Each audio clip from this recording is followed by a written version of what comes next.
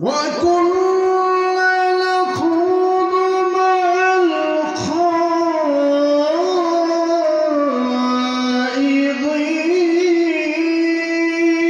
الخائضين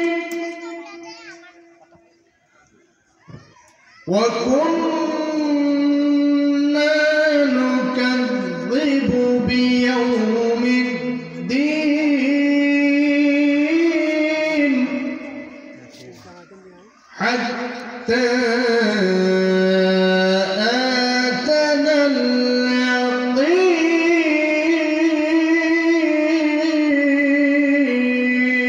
اليقين صدق الله العظيم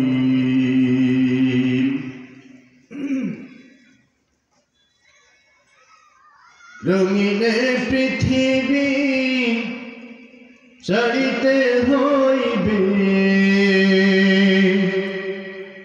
সাধের দেহ মাটিতে খাইবে রঙিন পৃথিবী ছাড়িতে হইবে সাধের দেহ মাটিতে খাইবে শূন্য হবে জিন্দেগানি কর লাগিয়া এত মায়া এত চোখের পানি রে মন কর লাগিয়া এত মায়া এত চোখের পানি সন্ধ্যা হলে ডুবিবে বেলা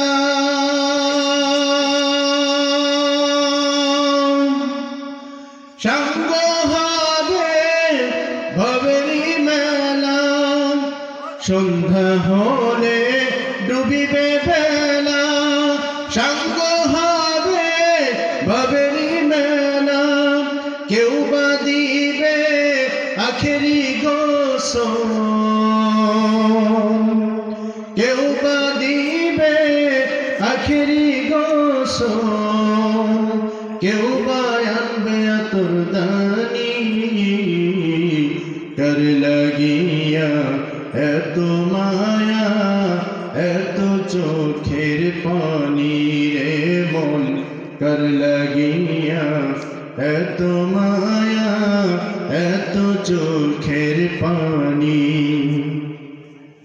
কত আশার বাসা তোমার নিমিষেতে হবে চুরমার কত আশার বাসা তোমার নিমিষেতে হবে চুরমার কেউ বা ডাকবে বাবা বলে কেউ বা ডাকবে মামা বলে সাড়া তো দিবে না জননী কর লাগিয়া এত মায়া এত চোখের পানি রে মন কর লাগিয়া এত মায়া এত চোখের পানি রঙিনে পৃথিবী ছাড়িতে হইবে সাধের দেহ মাটিতে খাইবে শূন্য হবে জিন্দেগানি কর লাগিয়া এত মায়া এত চোখের পানি রে মন কর লাগিয়া এত মায়া এত চোখের পানি চিৎকার দিয়ে বলেন মারহাবা আলহামদুলিল্লাহ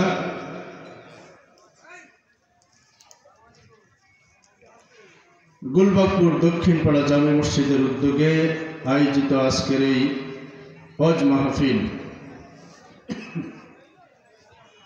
উপস্থিত সুযোগ্য সম্মানিত সভাপতি আজকের এই মাহফিলের প্রধান বক্তা হযরত মাওলানা আনোয়ারুল ইসলাম জিহাদি সাহেব, দ্বিতীয় বক্তা আছেন হযরত মাওলানা আব্দুল মুকিত সিদ্দিকী সাহেব এবং জিকিরের বয়ান করেছেন আলহাজ হাফেজ মোহাম্মদ আশরাফুল ইসলাম সাহেব সহ উপস্থিত সম্মানিত ভাই এবং বাবাজিরা, পর্দার আড়ালের মা এবং বোনেরা, সকলের প্রতি আন্তরিক সালাম। আসসালামু আলাইকুম ওয়া রাহমাতুল্লাহ। সকলে একটু আওয়াজ দিয়ে বলেন আসসালামু আলাইকুম ওয়া রাহমাতুল্লাহ।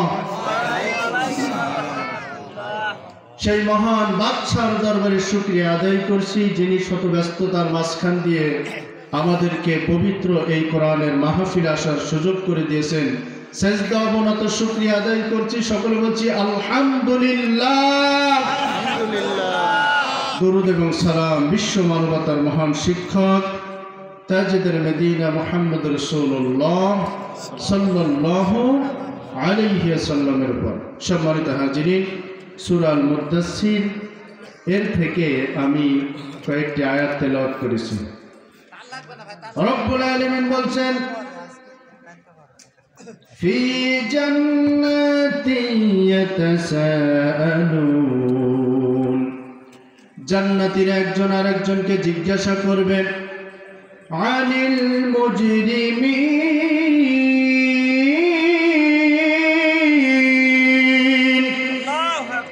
অপরাধীদের সম্পর্কে, জাহান্নামীদের সম্পর্কে। মা সালাকাকুম ফি সাকর, কিসে তোমাদেরকে জাহান্নামে নিয়ে আসলো, সাকার নামক জাহান্নামে? তারা বলবে ক্বালু লাম নাকু মিনাল মুসাল্লিন,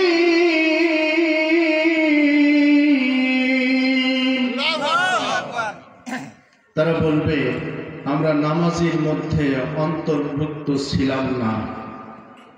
যারা এই পৃথিবীতে নামাজীদের ভিতরে অন্তর্ভুক্ত ছিল না, সেই সমস্ত ব্যক্তিরা জান্নাতীদের কথার উত্তরে বলবে আমরা নামাজীদের সাথে ছিলাম না।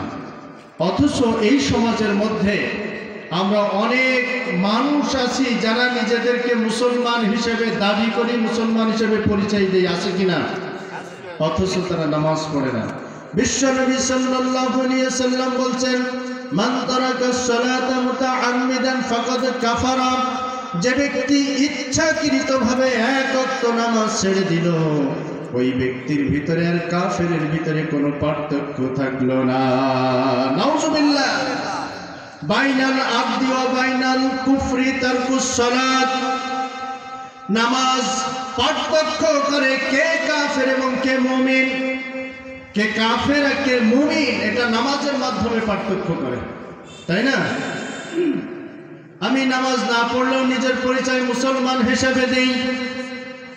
আমি বলে থাকি আমার পরিচয় কয়েকটি জায়গায় মুসলমান হিসেবে আছে। এক নাম্বার, যখন আদমশুমারি হয়, আদমশুমারির মধ্যে আমার নামটা মুসলমান হিসেবে গণনা করা হয়। 2 নাম্বার, ভোটার আইডি কার্ড যখন করা হয়, ভোটার আইডি কার্ডে আমার নাম মুসলমান হিসেবে করা হয়, ঠিক কিনা? কিন্তু আমি এতটুকু চিন্তা করি না রব্বুল আলামিনের দরবারে আমি মুসলমান হিসেবে স্বীকৃতি পেয়েছে কিনা, ঠিক কিনা? আল্লাহর দরবারে মুসলমান হিসেবে আমি স্বীকৃতি পেয়েছি কিনা, এই চিন্তাটা আমি করি না। সুতরাং মুসলমান, মুমিন মুসলমান যারা, তাদের 1 নাম্বার চরিত্র, আদর্শ, নীতি, নৈতিকতা সব কিছুর ঊর্ধ্বে রাসূল সাল্লাল্লাহু আলাইহি ওয়াসাল্লামের চরিত্র গ্রহণ করা, ঠিক কিনা? আল্লাহ রাসূল নামাজ আদায় করেছে না? আল্লাহ রাসূল রোজা রেখেছে না? আল্লাহ রাসূল জিহাদ করেছে না? আল্লাহ রাসূল দান সদকা করেছে, যাকাত দিয়েছে, মানুষের সাথে ভালো ব্যবহার করেছে, ঠিক কিনা? না কোনো মানুষের জমির আইন ঠেলে নিজের জমি বানিয়ে নিয়েছে? এই চরিত্রটা আমাদের ভিতরে আছে। সম্মানিত হাজিরিন, নামাজ পড়ার পরেও যদি আমার চরিত্রের পরিবর্তন না হয়, তাহলে বুঝতে হবে আমার নামাজ সঠিক হয় না, ঠিক কিনা? কারণ রব্বুল আলামিন বলছেন, ইন্নাস সালাতা তানহা আনিল ফাহশাই ওয়াল মুনকার। আল্লাহ পাক বলছেন, নিশ্চয় নামাজ এমন একটা ইবাদত এমন একটা ইবাদত, যে ইবাদতের মাধ্যমে একজন নামাজি কোন অবস্থাতেই একটা কেন কিঞ্চিত পরিমাণ কোন ধরনের পাপ কাজে লিপ্ত হতে পারে না। সুবহানাল্লাহ বলেন। যে ব্যক্তি নামাজি হয় সেই ব্যক্তির চরিত্রটা এমন হয়, বিনা কারণে একটা গাছের পাতা প্রয়োজন ছাড়া ছিঁড়বে না, একটা পিঁপড়া তার দ্বারা আঘাতপ্রাপ্ত হবে না।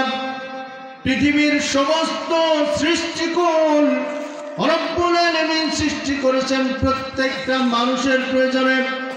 মানুষ যদি বিনা প্রয়োজনে সেটাকে আঘাত করে, ব্যথা দেয়, কষ্ট দেয়, কিয়ামতের কঠিন মুসিবতের দিন আল্লাহ তাআলার কাছে জবাবদিহি করা লাগবে কিনা। সুতরাং যে ব্যক্তি নামাজি হবে সে ব্যক্তি বিনয়ী হবে, সে ব্যক্তির চরিত্র, আদর্শ, সব কিছু নীতির পরিবর্তন আসবে। নামাজ পড়ার পরেও সুদ খাই, আছে না, ঘুষ খাই, হারাম খাই, যদি তাই হয় তাহলে বুঝতে হবে তার নামাজ সঠিকভাবে আদায় হয় না।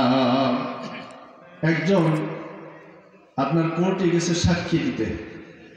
সাক্ষী দিতে গিয়ে উনি সাক্ষী থেকে ফিরে আসার পরে সন্ধ্যাবেলায় চায়ের দোকানে, মাগরিবের নামাজ পড়ে চায়ের দোকানে বলছে যে আজকে উকিল আমাকে যেভাবে জেরা শুরু করছিল, যদি আরেকটু হইতো তাহলে সত্য কথাটা বের হয়ে যেত। আল্লাহর ইচ্ছা ছিল সকালবেলায় ফজরের নামাজ পড়ে তসবিহ, তাহলিল, সুবহানাল্লাহ, আলহামদুলিল্লাহ, আল্লাহু আকবার, আয়াতুল কুরসি, সূরা হাসরের 3 আয়াত সব পড়ে বুকের ভিতরে ফু মেরে দিয়ে জোরে একটা থাবড়া দিয়ে আদালতে গেছি সাক্ষী দিতে। মিথ্যা সাক্ষী এমন দিয়েছি যে আসামি যাকে বানানো হয়েছে মিথ্যা, এই আসামিকে ফাঁসানো হয়েছে মিথ্যা সাক্ষী দিয়ে। সকালবেলায় ফজরের নামাজ পড়ে গেছে মিথ্যা সাক্ষী দিতে। বলেন তো এই নামাজের কোনো মূল্যায়ন আছে? আল্লাহর কাছে কোনো মূল্য? এই ধরনের নামাজি সমাজে বাস করতেছে, ঠিক কিনা? নামাজি অনেক আছে, নামাজ পড়ার পরেও অনেক সুফি কিন্তু মা বাবাকে খেতে দেয় না, মা বাবাকে পাত্তা দেয় না। ছেলে থাকে ছাদের ঘরে আর মাকে বাবাকে ঝুপড়ি ঘরে সেখানে রাখে। কঠিন শীতের মধ্যে, এই যে কঠিন শীত চলে গেল, বাতাস হু হু করে ঢুকে, বাবা মা জড়সড় হয়ে থাকে, আর উনি একেবারে হাজি রুমাল পরে মক্কা মদিনা থেকে হজ করে সে বিরাট হাজি হয়ে গেছে, ঠিক কিনা? সুদ ঘুষ সব চলতেছে। তাহলে সেই নামাজি দিয়ে নিজের আমলের পরিবর্তন হয় না, নিজের চরিত্রের পরিবর্তন হয় না, তার দিয়ে সমাজের পরিবর্তনটা কি হতে পারে, ঠিক কিনা? হবে তার দিয়ে কোনো পরিবর্তন সম্ভব না। সম্মানিত হাজিরিন, আল্লাহ রাব্বুল আলামিন বলছেন যে তখন তারা জবাব দিবে, ক্বালু লাম নাকু মিনাল মুসাল্লিন, আমরা নামাজীদের সাথে ছিলাম না। নামাজের অনেক আলোচনা আছে। এরপরে রাব্বুল আলামিন বলছে ওয়ালাম নাকু নুতঈমুল মিসকিন, আর আমরা অভাবগ্রস্ত ব্যক্তিদেরকে বিন্দু পরিমাণ খাদ্য দিতাম না। যারা এতিম, গরিব, দরিদ্র, মিসকিন, টাকার পাহাড় আছে, প্রতিদিন তার মেনুতে খাবারের তালিকার মধ্যে মাছ, মাংস, ডিম, দুধ সব থাকে, পোলাও, বিরিয়ানি থাকে। বাড়ির পাশে প্রতিবেশী 3 বেলা অথবা 3 দিন না খেয়ে থাকলেও একটা বার খবর নেওয়ার প্রয়োজন মনে করে না, ঠিক কিনা? এরপরে রব্বুল আলামিন বলছেন ওয়া কুন্না নাখুদু মাআল খাইদিন,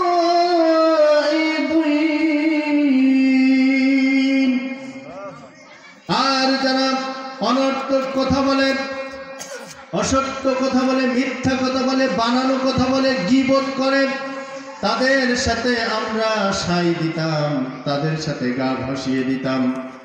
চায়ের দোকানে যখন বসা হয়, আমি বলে থাকি চায়ের দোকানে একজন ব্যক্তি সমালোচনা করে, যেই ব্যক্তি নামাজ পড়ে ওই ব্যক্তির সমালোচনা করে যে নামাজ পড়ে না, ঠিক কিনা? যে যাকাত দেয় ওই ব্যক্তির সমালোচনা করে যে জীবনে যাকাত পাওয়ার যোগ্য সেই জাকাতদাতার সমালোচনা করে, কত আলোচনা সমালোচনা, এমন এমন হাদিস মাসলা বলে মুফতি মুহাদ্দিসরাও মনে হয় যেন তার কাছে হার মেনে যায়, কিন্তু তার কোনো দালিল তার কাছে বিন্দু পরিমাণে নাই। এমন ধরনের কথাবার্তা বলে, আরো বলে যে হুজুরদের চাইতে কি আমরা কম জানি, মুখ খুলি নেতাই না, এরকম কথা বলে না। যাদের দিন যায় বিড়ি, সিগারেট, গাঁজা, ফেন্সিডিল, ইয়াবা, তাদের সম্পর্ক হারামের সাথে, তারা দেয় হুজুরদের ভিতরে, হুজুরদের বিরুদ্ধে ফতোয়া, ঠিক কিনা? এরপর রব্বুল আলামিন বলছেন, ওয়া কুন্না নুকাযযিবু বিয়াউমিদ্দিন,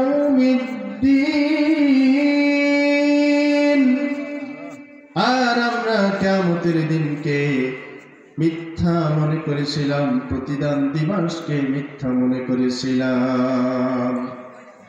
সম্মানিত হাজিরিন, কিয়ামতের দিনের অবস্থাটা এমন হয়ে যাবে, প্রত্যেকটা মানুষ দিক বিদিক ছোটাছুটি করবে, আসমানগুলো ভেঙে চুরে তছনছ হয়ে যাবে, গাছ গাছালি স্থাপনা সব কিছু শেষ হয়ে যাবে, পৃথিবীর ভিতরে কোনো বিল্ডিং স্থাপনা, পাহাড়, নদী, নালা, খাল, বিল কিছুই থাকবে না।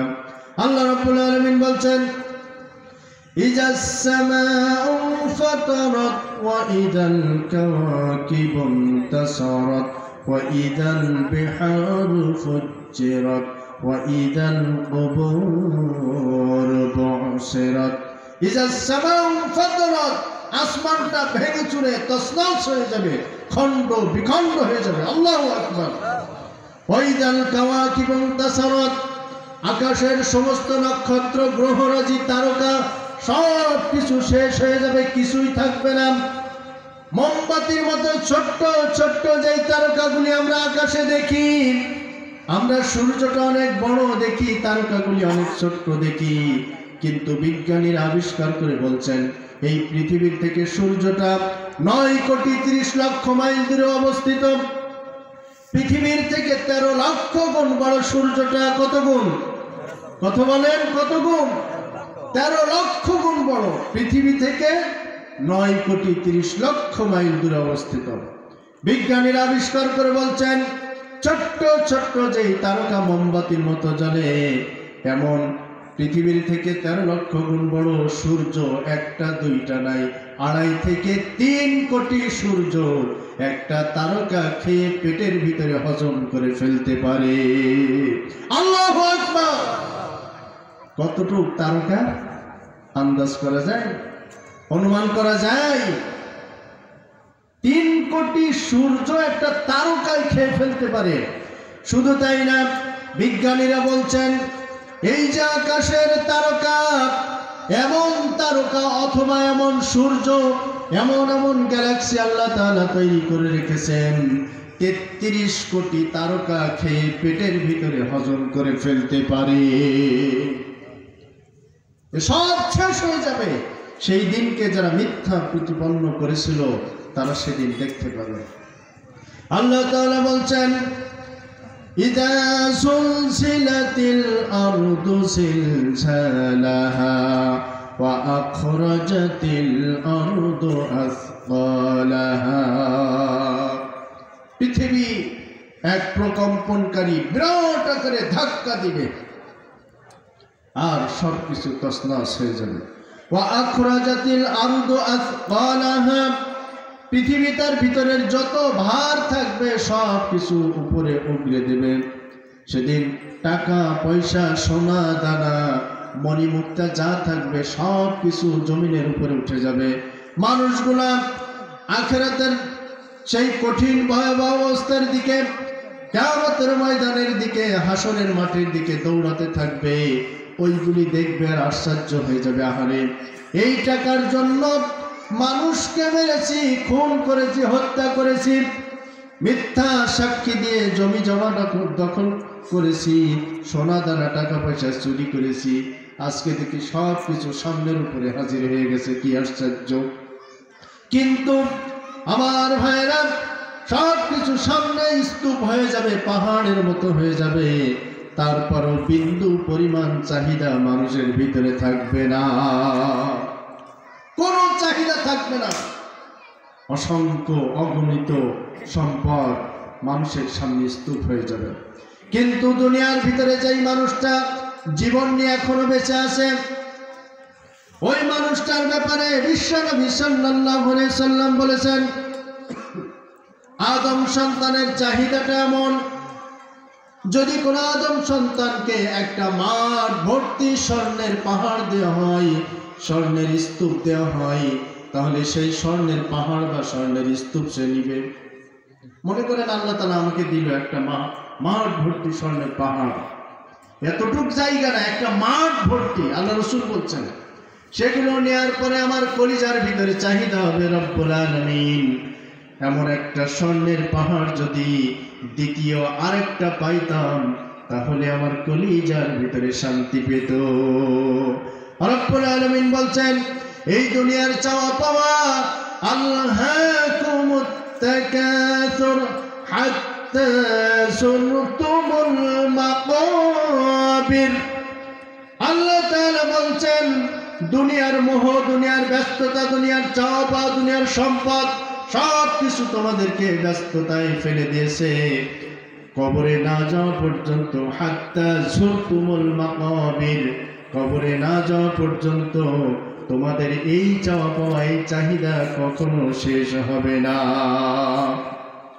আমার ভাইরা, এই সম্পদ, এই চাহিদা সেদিন মানুষের থাকবে না। সেই দিনটাকে মানুষ ভুলে যাবে, মিথ্যা প্রতিপন্ন করবে, মানুষ এটাকে বিশ্বাস করবে না। মানুষ সেদিন মনে করবে, আহারে কিসের কিয়ামতের দিন আমরা মিথ্যা প্রতিপন্ন করেছিলাম, আজকে তো দেখছি আল্লাহ তাআলা কোরআনে যা কিছু বলেছে সব কিছু বাস্তব হয়ে গেছে। সেদিনের অবস্থা আরো ভয়ঙ্কর হয়ে যাবে। আল্লাহ পাক বলছেন, ইয়া আইয়ুহান নাসু ইত্তাকু রাব্বাকুম ইন্না যালজালাতাস সাআতি শাইউন আযীম।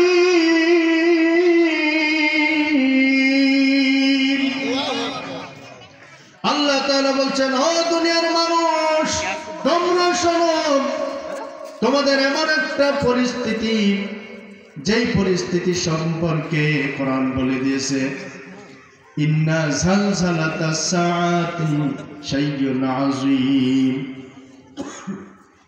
কিয়ামতের কঠিন ভয়াবহ অবস্থা থেকে তোমরা সতর্ক হয়ে যাও। সেদিনের অবস্থাটা কি হবে? আল্লাহ পাক বলছেন, ইয়াউমা তারাউনাহা তাযহালু কুল্লু মুরদিআতিন আম্মা আরদাআত। দুগ্ধদানকারিণী মা, যে মা তার সন্তানকে দুধ পান করায়, 2 দিন বয়স হোক, 2 মাস হোক, অথবা 10 মাস বয়স হোক, এই সন্তানটাকে মা দেদারছে ভুলে যাবে। দুধ পান করা সন্তান আছে, এই কথা মনে থাকবে না। কিন্তু দুনিয়ার জমিনে যেই সন্তান মায়ের পেট থেকে ডেলিভারি হয়েছে, ওই সন্তানকে মা ঘুম পাড়ায় ঘরের ভিতরে, যদি কোনো অবস্থায় ওই সন্তান ঘুম ভেঙে গিয়ে একটু কান্না করে ওঠে, মা দুনিয়ার সমস্ত কাজ ফেলে রেখে দৌড়ায় সন্তানকে দুধ পান করানোর জন্য দৌড় দেয়, ঠিক কিনা? সেদিন মা তার সন্তানকে ভুলে যাবে। ইয়াউমা তারাউনাহা তাযহালু কুল্লু মুরদিআতিন আম্মা আরদাআত। আল্লাহ পাক বলছেন, ওয়া তাদাউ কুল্লু যাতিন হামলিন হামলাহা। যাদের পেটে বাচ্চা থাকবে, গর্ভধারিণী মা, তাদের বাচ্চাগুলি অটোমেটিক খসে পড়বে। আল্লাহু আকবার! কত ভয়ঙ্কর, চিন্তা করতে পারছেন?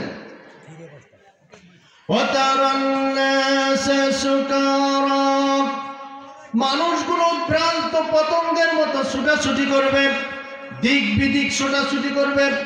মানুষেরা চিন্তা করবে, কোথায় ভাগবো, কোথায় পালাবো, কোথায় যাব, কোথায় আশ্রয় নেব। সমস্ত মানুষগুলো নেশাগ্রস্ত মাতালের মতো চলাফেরা করবে, দৌড়াদৌড়ি করবে। আল্লাহ তাআলা বলছেন ওমা হুম বিসুকারা, তারা নেশাগ্রস্ত নয়, তারা মাতাল নয়, ওয়ালাকিন্না আযাবাল্লাহি শাদীদ, তাদের অবস্থা হয়েছে আল্লাহ তাআলার কঠিন ভয়ের কারণে তাদের আজকে এই অবস্থায় পরিণত হয়েছে। সম্মানিত হাজিরিন, আমাদের মেহমান এসে গেছেন, আমি আমার কথা এখানেই শেষ করছি। আখিরি দাওয়ানা আলহামদুলিল্লাহি রাব্বিল আলামিন। আসসালামু আলাইকুম ওয়া রাহমাতুল্লাহ।